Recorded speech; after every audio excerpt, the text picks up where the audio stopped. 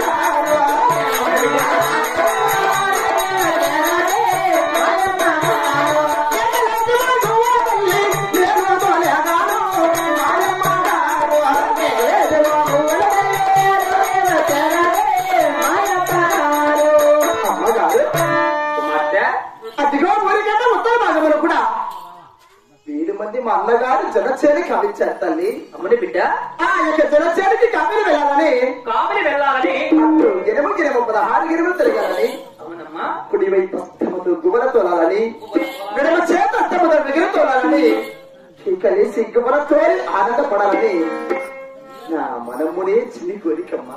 ఏమిటమ్మా? అవునమ్మా. మీ అన్నగారు వేసిన దున్న చెరికి కావులు పోవాలని నీ మనసులో కోరిక ఉందా? అవునమ్మా. ఎంత మాట ఎంత మాట. అవును తల్లి. అయినా జొన్న చెరికి కావులు పోవాలంటే అవును మన ఇంటి దగ్గర కూలి వాళ్ళు ఉన్నారు కదా. అయ్యో ఉన్నారమ్మా. మరి జీతగానే ఉన్నారు కదా బిడ్డ. ఉన్నారు తల్లి. మరి ఎంతమంది ఉండగానే జొన్న చెరికి కావులు పోవాలని నీకు ఎవరు చెప్పిరి? ఎవరు నేర్పించారు బిడ్డ? ఏమిటమ్మా ఎవరు చెప్పారు? ఎవరు నేర్పారంటున్నావా?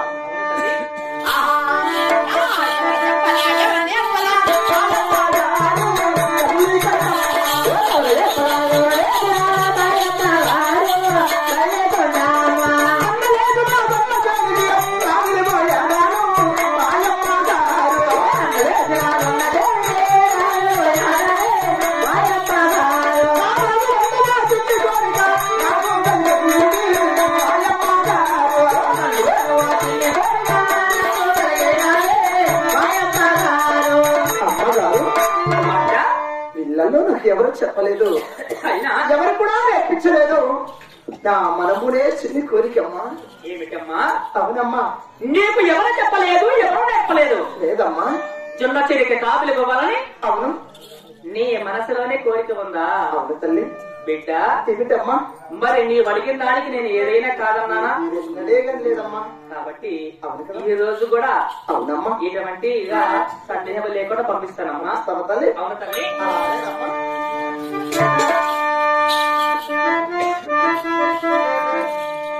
అమ్మా మాయమ్మ అవునమ్మా బంగారు అమ్మా మాయమ్మ బంగారు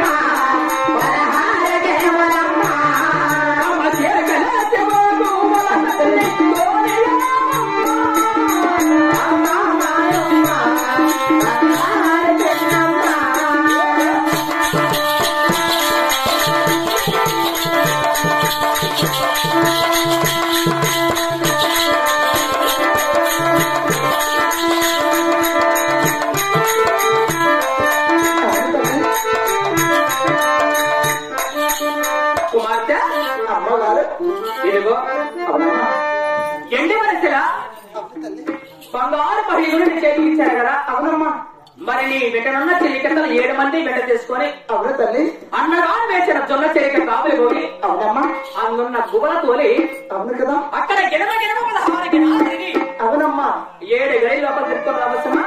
అలాగనే వెళ్ళేస్తారమ్మా అమ్మా చెరికిత్తలారా ఏమో చిన్నమ్మల జొన్న చెరికి కాపులు మొక్కుతున్నాను. నీవు కూడా వెంటబడి పోయి నేను ఏమి ఆయన కంబలం పడిపోతుంటానే అమ్మగారు అలాగే చాలా జాగ్రత్తగా వేస్తున్నానమ్మా. వెళ్ళేస్తానమ్మా